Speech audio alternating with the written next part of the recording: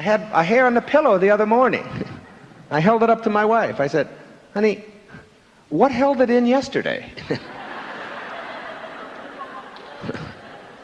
Something did. It's invisible.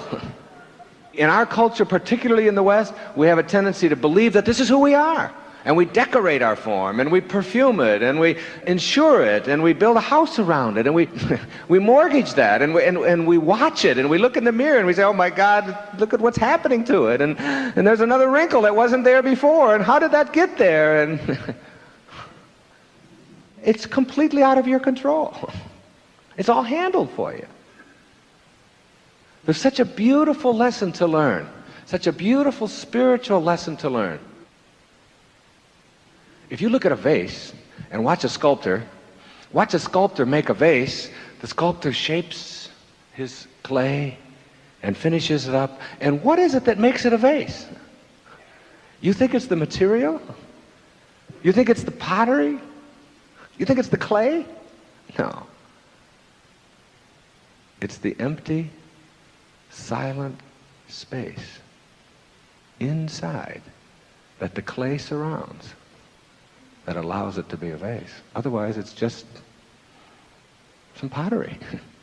What makes this a room? What makes your house a house? Think about it. It's not the walls. It's not the material that has been put all around us that you live in. It's the space, the empty, silent space inside that makes a house a house. It's the space between the bars that holds the tiger, as they say in Zen. And it's the silence between the notes that makes the music. It's not the note. That's the note. What makes the music is the silence between the notes. And so it is with you. Robert Frost put it this way, more beautifully than I could ever say it. We all sit around in a circle and suppose, while the secret sits in the center and knows. And knows. You must come in contact with that empty, silent space that is within, not the form that encapsulates it.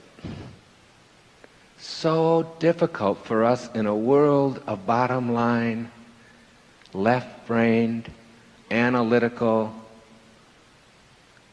get to the point mentality that we find ourselves in. But all you have to do is look around. Look and understand that whatever the intelligence is that is in back of or suffusing all form in the universe, that allows it to be that empty, silent space that some call God, some call spirit, some call soul, some call Muhammad, some call Buddha, the label doesn't matter. And I am not up here on this stage to proselytize for any particular religious point of view at all. It is not my purpose. It has nothing to do with what I'm here. It is to get you to understand the power of that invisible, silent, empty space that we all know as thought. They weigh your body. And let's say it weighs, let's pick a good number, 150 pounds, all right? And then life leaves your body. And they weigh your body instantly after you're dead. And it still weighs 150 pounds. So that your body weighs the same, alive or dead, before it begins to deteriorate. And if that's the case, then your life, this thing that leaves your body and your body still weighs the same, is weightless. Your life is weightless. You can't put a dimension on it. You can't put a measure on it. Who you are is that life. And that life is not in the dimension of material.